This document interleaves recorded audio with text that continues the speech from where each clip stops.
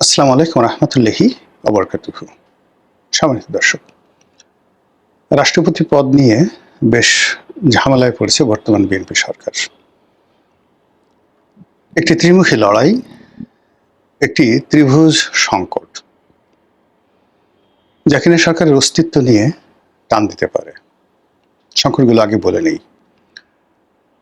প্রথম সংকট হলো, আমরা সবাই জানি বা আন্দাজ করি,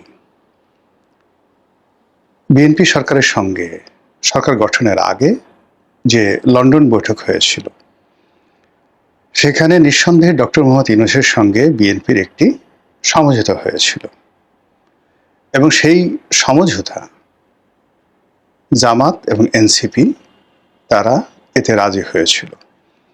মূলত বিএনপির সঙ্গে সমঝোতা করাটা জামাত এবং এনসিপি প্রাথমিকভাবে মেনে নিতে চায়নি, কিন্তু ডক্টর মোহাম্মদ ইউনূস তিনি অনেকটা ঝুঁকি নিয়ে হয়তো বিএনপি এবং জামাতকে রাজি করিয়েছিলেন। এই কারণে কি হলো, লন্ডন থেকে যখন তিনি ফিরে এলেন, সঙ্গে সঙ্গে এনসিপি এবং জামাত এটাকে রিভোল্ট করলো যে একটি দলের প্রধানের সঙ্গে একেবারে লন্ডনে গিয়ে দেখা করতে হবে কেন, ইত্যাদি ইত্যাদি নানা রকম বিষয়। কিন্তু পরবর্তীতে সামহাও তারা ডক্টর মোহাম্মদ ইউনূসকে বিশ্বাস করেছেন, বিশ্বাস করতে বাধ্য হয়েছেন, অথবা তাকে নির্ভর করেছেন, অথবা ডক্টর মোহাম্মদ ইউনূস তার যে স্বভাবস্বরূপ মার্কেটিং যে ক্যাপাবিলিটি, সেই মার্কেটিং ক্যাপাবিলিটি দ্বারা এই দুটো রাজনৈতিক দলকে তিনি ঠান্ডা করতে সামর্থ্য হয়েছেন। তো সেক্ষেত্রে ডক্টর মোহাম্মদ ইউনূসের সঙ্গে জনাব তারেক রহমানের যে বৈঠক, সেই বৈঠকে কি কি আলোচনা হতে পারে? এক নম্বর আলোচনা যে রাষ্ট্রপতির ক্ষমতা বাড়বে এবং সেখানে ডক্টর মোহাম্মদ ইউনূসকে নিয়োগ দেওয়া হবে, হতে পারে এটা। এখন একটি অলংকারিক যে রাষ্ট্রপতির পদ, এই পদে ডক্টর মোহাম্মদ ইউনূস কোনো অবস্থাতে স্বাচ্ছন্দ্য বোধ করবেন না। অনেকটা পাকিস্তানের যে রাষ্ট্রপতির পদ রয়েছে, ঠিক এইরকম একটা কাছাকাছি যদি তাকে ক্ষমতা দেওয়া হয় এবং সেইভাবে তার সঙ্গে, অর্থাৎ তারেক রহমান সাহেবের সঙ্গে তার একটা সমঝোতা হতে পারে। দুই নম্বর হলো যে তারেক রহমান সাহেবের যে সরকার, সেই সরকার একটা জাতীয় সরকার হতে পারে এবং সেই সরকারে ডক্টর মোহাম্মদ ইউনূসের যারা বিশ্বস্ত লোকজন রয়েছেন, সেই বিশ্বস্ত লোকজন তাদেরকে প্রোভাইড করতে হবে। তো সেক্ষেত্রে চার কিসিন ক্যাবিনেটের যারা লোকজন ছিলেন, বিশেষ করে ধরেন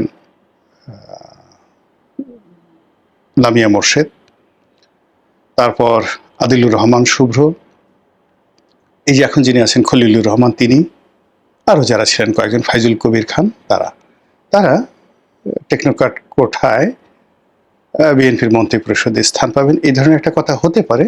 অথবা জামাতের কিছু লোক, এনসিপির কিছু লোক, তাদেরকে বিএনপি প্রোভাইড করবে বিভিন্নভাবে, এবং এইগুলো একেবারে সাধারণ কথা, এগুলো হতেই পারে। দুই নম্বর হলো যে জুলাই সনদ যেভাবে রচিত হবে সেইভাবে বাস্তবায়িত হবে এবং সেখানের মূল ধারাগুলো যে এটিকে একটি বিপ্লব হিসেবে স্বীকৃতি দেওয়া, যে থিম এবং যে সকল বিষয়ে অ্যামেন্ডমেন্ট করা হয়েছে, যে অ্যামেন্ডমেন্টগুলো করতে বলা হয়েছে, যেগুলোতে দায়মুক্তি দেওয়া হয়েছে, সেগুলোর ব্যাপারে বিএনপি শতভাগ রাজি থাকবে। তারপর যেটি হবে সেটি হলো এই যে গণভোট অনুযায়ী সংবিধান সংশোধন হবে, সংবিধান পুনর্লিখন হবে বা সংশোধন হবে। এরপর সংসদের দুটো কক্ষ, উচ্চ কক্ষ, নিম্ন কক্ষ, এটা হবে। এই বিষয়গুলো লন্ডন বৈঠকে আলোচিত হয়েছে, এরকমই ধারণা করা হয়। এবং তার প্রেক্ষিতে এই যে ডক্টর মোহাম্মদ ইউনূস যেভাবে নির্বাচন দিয়েছেন, যে নির্বাচন নিয়ে বিএনপি নির্বাচনের আগের দিন পর্যন্ত সন্দিহান ছিল, তো বিএনপি তার প্রেক্ষিতে যখন ক্ষমতায় এলো, ক্ষমতা আসার সঙ্গে সঙ্গে যে ঘটনাগুলো ঘটে গেল এত দ্রুত, এবং যেগুলো ঘটবে তা অনেক রাজনৈতিক বিশ্লেষক বলেছিলেন এখন বিএনপি যা করছে এইরকমই বিএনপি করবে, অনেকে বলেছিল। কিন্তু ডক্টর মোহাম্মদ ইউনূস পরিস্থিতির কারণে হোক, অনভিজ্ঞতার কারণে হোক, দেশি বিদেশি চাপের কারণে হোক, অথবা বিএনপিকে তিনি অতিমাত্রায় মহব্বত করেছেন সেই কারণে হোক, তিনি বিএনপির হাতে আসলে ক্ষমতাটা দিতে চেয়েছিলেন। তো সেই ক্ষমতা পাওয়ার পর বিএনপির যে নতুন সরকার, অনেকগুলো বিষয় তারা ঐক্যমত্য পোষণ করেছে, কিন্তু ওই যে জামাত, এনসিপি, ডক্টর মোহাম্মদ ইউনূসের যে সকল অলিগার ছিলেন, তার জামানাতে যে সকল কিচেন ক্যাবিনেটের সদস্য ছিলেন, ওই সময়টাতে যারা সুবিধাভোগী ছিলেন তাদেরকে প্রোভাইড করার মতো একটা সিঙ্গেল জিনিস এখনো পর্যন্ত করা হয়নি। তার ফলে কি হলো?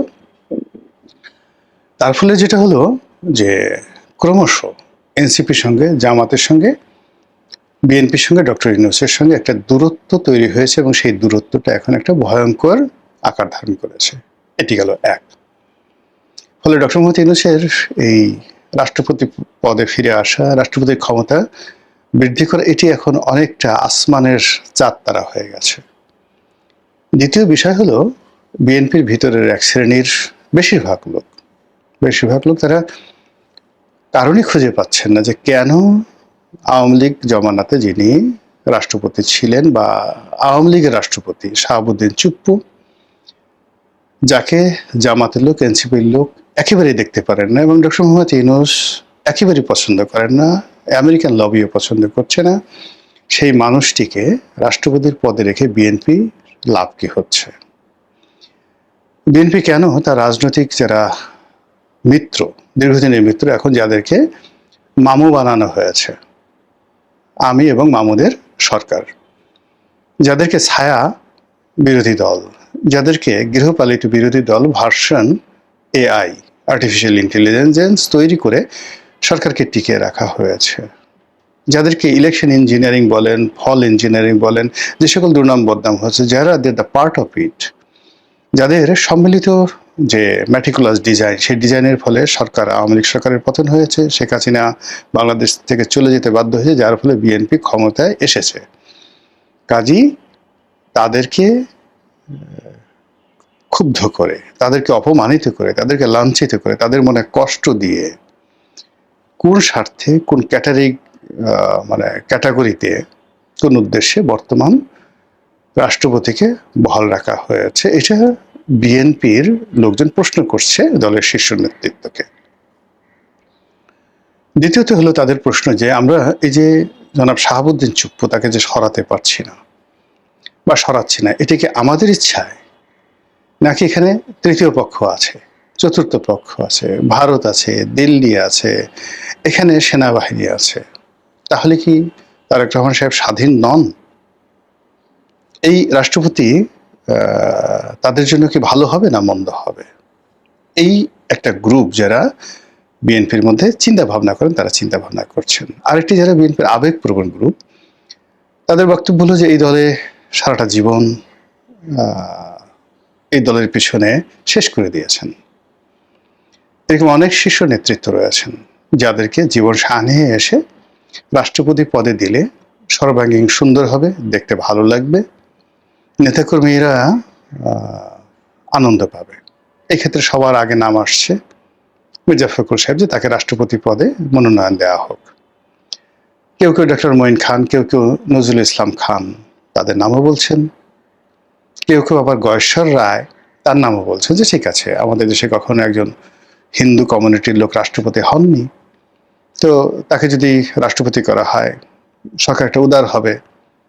ভারতে যেমন এখন হরিজন সম্প্রদায় থেকে রাষ্ট্রপতি করা হয়েছে, এটি ভারতের একটা উদার গণতান্ত্রিক যে রীতি, সেই রীতির প্রতি সম্মান। এপিজে আব্দুল কালাম সাহেবকে করা হয়েছে, মুসলমান ধর্মাবলম্বী একজন বিজ্ঞানীকে করা হয়েছে, এটা উদারনৈতিক গণতন্ত্র। সেক্ষেত্রে গয়েশ্বরচন্দ্র রায়, তার আউটস্ট্যান্ডিং পারফরমেন্স, প্লাস সে যদি রাষ্ট্রপতির বাইরে থাকে, এ মাঝে মধ্যে ফুটফাট করে সে অনেক সত্য কথা বলে ফেলে, তাকে বলা হয় রয়ের 1 নম্বর লোক, দিল্লির 1 নম্বর লোক, হোয়াট এভার মেবি। তাকে যদি রাষ্ট্রপতি পদে বসানো হয়, তাহলে হিন্দু কমিউনিটি, পশ্চিমবঙ্গ, দিল্লি, দলের যারা নেতাকর্মী, তার সঙ্গে সঙ্গে তার যে দীর্ঘ সংগ্রামী জীবন, সেই সংগ্রামী জীবনের প্রতি শ্রদ্ধা জ্ঞাপন করা হলো।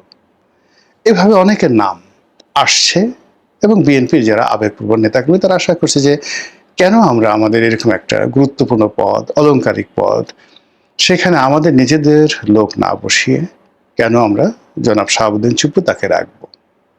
এই যে একটা বক্তব্য। এখন এই যে 3টি সমস্যা, চুপ্পু সাহেবকে নিয়ে সমস্যা, মির্জা ফখরুল বা গয়েশ্বরচন্দ্র বাবু রায় তাদেরকে এখানে নিয়োগ দেওয়া দুটো সমস্যা। 3 নম্বর সমস্যা হলো ডক্টর মোহাম্মদ ইউনূস এখানে নিয়োগ না দেওয়া। এই 3টি সমস্যা এবং রাষ্ট্রপতি পদ, এটি নিয়ে বিএনপি যে সমস্যায় পড়েছে এটিকে আপনি ত্রিশঙ্কু সমস্যা বলতে পারেন, ত্রিমাত্রিক সমস্যা বলতে পারেন, এটিকে ত্রিভুজ বা ট্রায়াঙ্গেল বলতে পারেন, যা কিনা সরকারের সমস্ত কাজকর্মকে স্টপ করে দিচ্ছে। ওখানে জনাব চুপ্পু আছেন, তিনিও যে খুব সুখে আছেন, নট লাইক দ্যাট। এই কারণে আসলে মানুষ আনসার্টেনিটি থাকতে পারে না। যদি সরকার বলতো যে না, জনাব চুপ্পু সাহেবের যে মেয়াদ আছে সেই মেয়াদ পর্যন্ত তিনি থাকবেন, আমরা এখানে আপাতত পরিবর্তন করতে চাচ্ছি না, তাহলে বেচারা সুখে শান্তিতে থাকতে পারতেন। কিন্তু প্রতিটা মুহূর্তে জনাব চুপ্পু সাহেবও কিন্তু সেখানে এক ধরনের মানসিক যন্ত্রণার মধ্যে সেখানে রয়েছেন। আবার অন্যদিকে এখন চুপ্পু সাহেব অনেকটা যাকে বলে গৃহহারা, অনেকটা কুলহারা মানে মানুষের রূপান্তরিত হয়েছে। আওয়ামী লীগের লোকজন বিভিন্ন কারণে মানে যখনই সুযোগ পাবে চুপ্পু সাহেবকে ছেড়ে দেবে না আওয়ামী লীগের লোকজন, একেবারে শতভাগ নিশ্চিত থাকতে পারেন। অন্যদিকে তিনি যে উপকার করেছেন ডক্টর মোহাম্মদ ইউনূসের, তিনি না হলে ডক্টর মোহাম্মদ ইউনূস সরকার গঠিত হতো না। ইভেন তিনি পদত্যাগ করলে, তিনি পালিয়ে গেলে, তিনি যদি দাঁড়িয়ে থাকতেন যে আমি মরে যাব, এই কাজগুলো আমি করতে দেব না, তিনি যদি বলতেন শেখ হাসিনার পদত্যাগপত্র আগে আমাকে দেখাও, আমি এই পদত্যাগপত্র দেখব, সাইন করব, ফাইলের মধ্যে ঢুকবে, রেকর্ড হবে, তারপর। কিন্তু তিনি ওই সময়টিতে কোনো কিছু করেননি, না করে অন গুড ফেথ, গুড ট্রাস্টে জাতির আবেগকে, আন্দোলনের ফলকে তিনি সম্মান করেছেন। এর বাইরে যতটুকু আমি শুনেছি সেটি হলো এই যে 106 অনুচ্ছেদ অনুযায়ী সুপ্রিম কোর্টের মতামত নিয়ে ডক্টরিন অফ নেসেসিটি যে থিওরিটি, এই থিওরিটি জনাব শাহাবুদ্দিন চুপ্পু তিনি এই ডক্টর মোহাম্মদ ইউনূস, সেনাপ্রধান এবং অন্যান্য যারা লোকজন আছেন তাদেরকে দিয়েছেন। তো তিনি বুদ্ধিটা দিয়েছেন, কিন্তু সেই বুদ্ধিটি যারা আইনঙ্গনের লোক তারা কার্যকরভাবে করতে পারেনি। ফলে 106 অনুচ্ছেদ ব্যবহার করা হয়েছে, উদাহরণ হিসেবে দেখানো হচ্ছে, কিন্তু এটার যে ডকুমেন্টারি এভিডেন্স সেটি সুপ্রিম কোর্টে পাওয়া যাচ্ছে বলে আমি এখনো শুনতে পাইনি। অধিকাংশ সাবেক প্রধান বিচারপতি, অ্যাপিলেট ডিভিশনের বিচারপতি যারা এই 106 অনুচ্ছেদ অনুযায়ী এই কর্মকাণ্ড অর্থাৎ ডক্টর মোহাম্মদ ইউনূস সরকারের যে গঠন, এই গঠন প্রক্রিয়াকে সমর্থন জানিয়েছেন, এটা নিয়ে নানা প্রশ্ন উত্থাপিত হয়েছে। এর কারণ হলো ওই সময়টিতে বিচারপতিরা, বেশিরভাগ সিনিয়র বিচারপতিরা, অনেকেই এমনকি অ্যাপিলেট ডিভিশন ছাড়া হাইকোর্টের বিচারপতিরা ওই সময়টাতে হাইকোর্টে ছিলেন।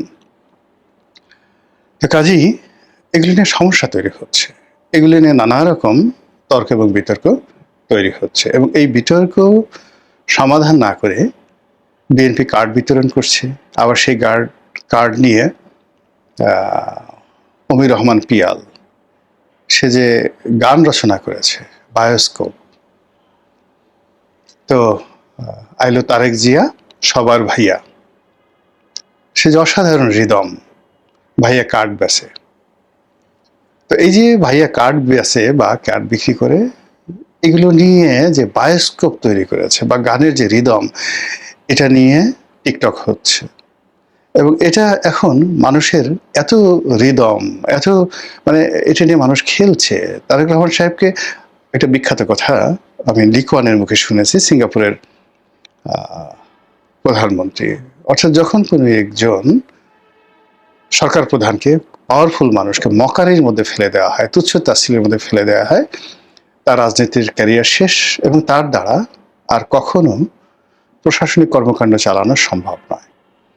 আমাদের এই সময়টাতে দুজন মানুষ রীতিমতো মকারিতে পড়ে গেছেন, তিনজন।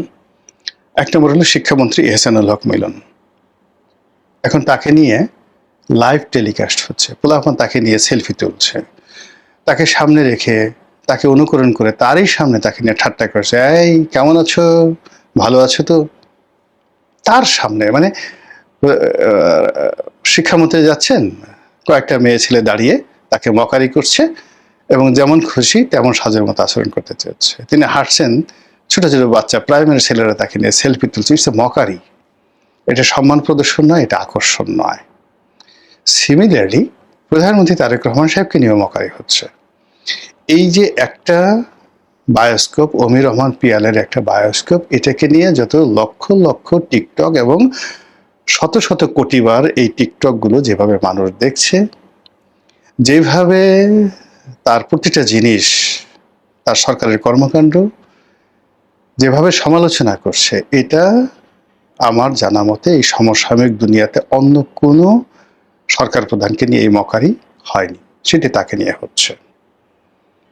ফলে কি হলো দেখেন, তার দপ্তরের তার, লাল টেলিফোনের তার কেটে ফেলা হচ্ছে। তার সামনে যে কোনো লোক এসে গাড়িতে সামনে বসে পড়তে পারছে। তাকে নিয়ে একটা ছোট শিশু, তারাও মকারি করছে প্রধানমন্ত্রীকে নিয়ে, তার সাথে ছবি তুলবে, তার জন্য ফুল আনবে এবং তার সামনে গিয়ে, তার সামনে দাঁড়িয়ে কেউ খালেদা জিয়া হওয়ার চেষ্টা করছে, কেউ শহীদ প্রেসিডেন্ট জিয়াউর রহমান হওয়ার চেষ্টা করছে। It's a mockery. মানে মনে হচ্ছে একটা শিশু যে শিশু সুলভ আচরণ করছে, অর্থাৎ শহীদ প্রেসিডেন্ট জিয়াউর রহমান সেজে সাফারি স্যুট পরে কালো চশমা দিয়ে তার ছেলের সামনে, বর্তমান প্রধানমন্ত্রীর সামনে শিশু সুলভ আচরণ করছে, বালখিল্য করছে। এটা প্রধানমন্ত্রী পছন্দ করছেন, মানে তিনি বালখিল্য পছন্দ করছেন। It's a mockery. প্রধানমন্ত্রীর রুচি, চিন্তা, চেতনাকে ওই পর্যায়ে সাধারণ মানুষ নিয়ে আসছে। এরকম সেম দৃশ্য আপনি ইন্দিরা গান্ধীর জীবনে দেখাতে পারবেন না, সেম দৃশ্য আপনি রাজীব গান্ধীকে দেখাতে পারবেন না, নেহরুকে দেখাতে পারবেন না, কিন্তু এই ধরনের দৃশ্য আপনি মোদীকে দেখাতে পারবেন। সেদিন দেখলাম পরোটা দিয়ে গোবর খাচ্ছে এক লোক। প্রধানমন্ত্রী মোদীকে খুশি করার জন্য সে গোবর দিয়ে পরোটা খাচ্ছে এবং সেটা ভাইরাল হয়ে গেছে। এখন ভারতে যে ককরোচ মুভমেন্ট, তেলাপোকা মুভমেন্ট, এটি সরকারকে মকারি করা হচ্ছে। ঠিক একইভাবে এই যে দুজন মন্ত্রীকে বললাম, শিক্ষামন্ত্রী এবং প্রধানমন্ত্রী, এরপরে রবিউল মন্ত্রী, মানে যিনি যোগাযোগ মন্ত্রী, তাকে নিয়ে মকারি করা হচ্ছে। আরো কয়েকজন মন্ত্রীকে নিয়ে মকারি করা হচ্ছে, যারা প্রধানমন্ত্রীর গাড়ির সামনে দৌড়ান। মন্ত্রী বাদ দিয়ে পাগলের মতো দৌড়াচ্ছেন প্রধানমন্ত্রীর গাড়ির সামনে।